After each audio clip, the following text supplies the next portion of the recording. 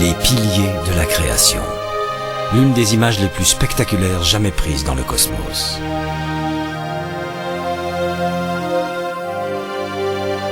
Ils font partie de la nébuleuse de l'Aigle, là où naissent des étoiles.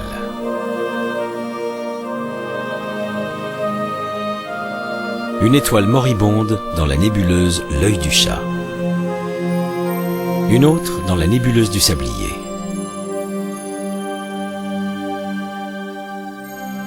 Ce sont les chefs-d'œuvre du télescope spatial Hubble.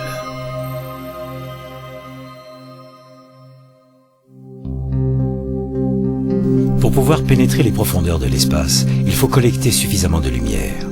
L'œil humain y parvient grâce à sa pupille qui capte la lumière et met l'image au point sur sa rétine située à l'arrière. Mais pour regarder vers le cosmos, seul un télescope est capable de rassembler suffisamment de lumière.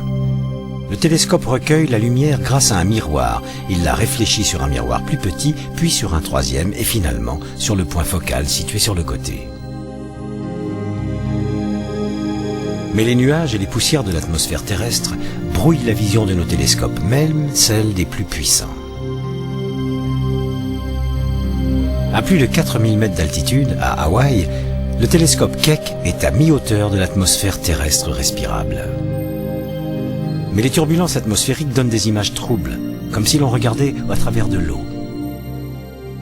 Dans les îles Canaries, le télescope Herschel est perché bien au-dessus des nuages.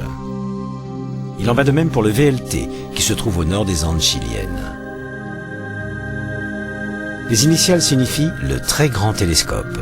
Les 4 miroirs distincts qui le composent font chacun 8,20 m de diamètre et sont montés sur des supports anti-distorsion. Ils viennent compenser n'importe quelle déformation que subissent les gigantesques miroirs lorsqu'ils sont orientés vers les différentes régions du ciel. Des images parfaitement au point en provenance du VLT.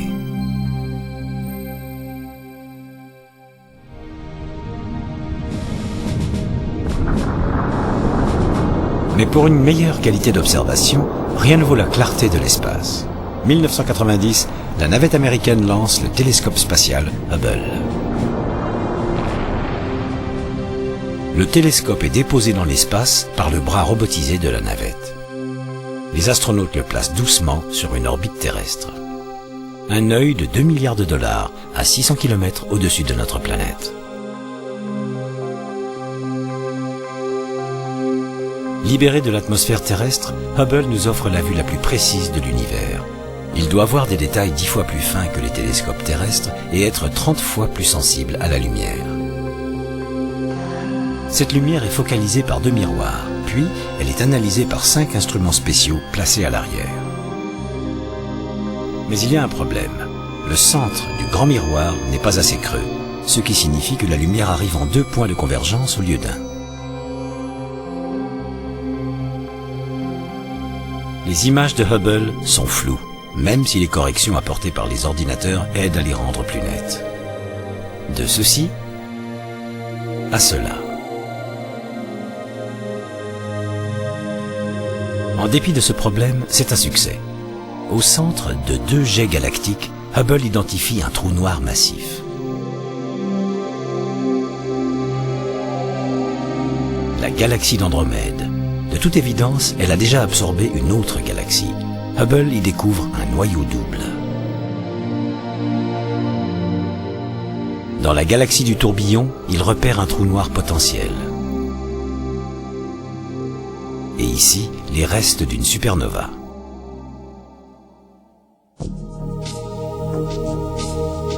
Mais Hubble a besoin d'une réparation. Décembre 93. Une équipe de la navette se prépare pour faire le travail. Hubble est ramené dans la baie de chargement. La première tâche est de remplacer les panneaux solaires, source d'énergie du télescope. Ils provoquaient une vibration. Un des panneaux est démonté pour être ramené sur Terre. L'autre, refusant de se replier, est tout simplement largué dans l'espace.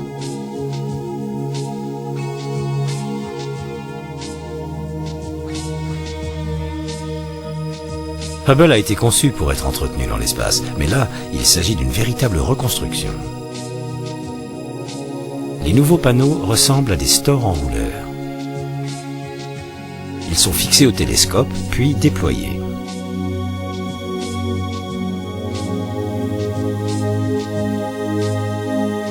Voici l'essentiel de cette réparation.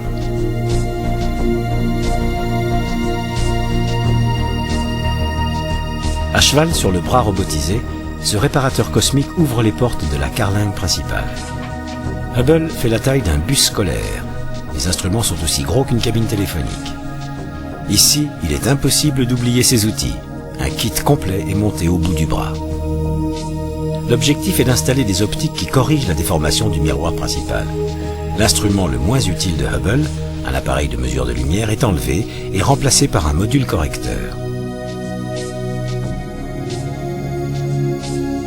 Il faut ensuite replacer une caméra qui constitue à elle seule 50% du savoir-faire scientifique de Hubble.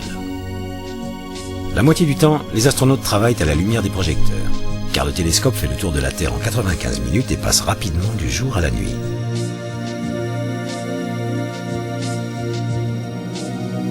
La nouvelle caméra a ses propres optiques correctrices, plus des détecteurs améliorés.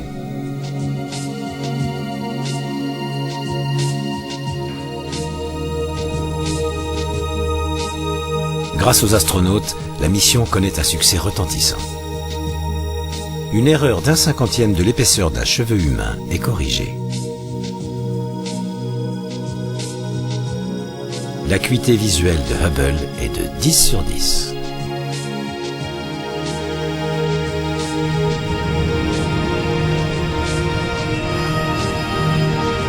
Pour le programme de la navette américaine, c'est l'heure de gloire.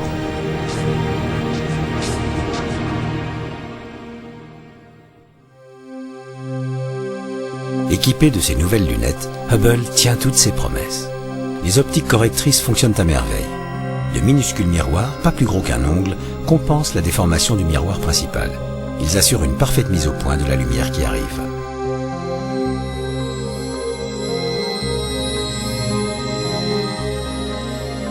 Mars dans ses moindres détails. Même la lointaine Neptune montre ses structures.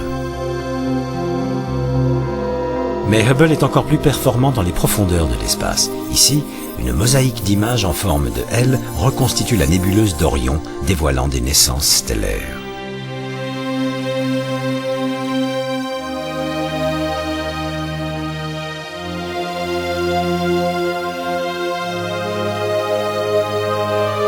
Voici des amas de jeunes étoiles chaudes.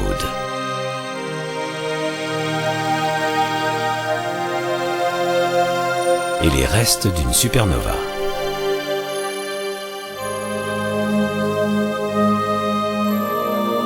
La nébuleuse du Lagon vue par Hubble.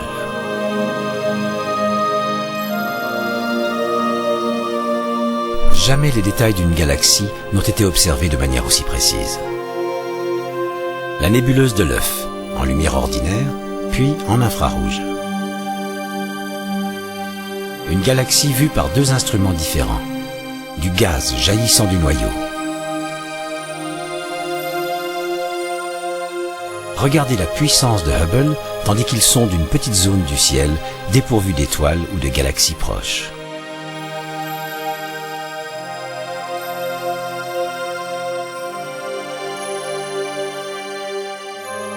De plus en plus profond.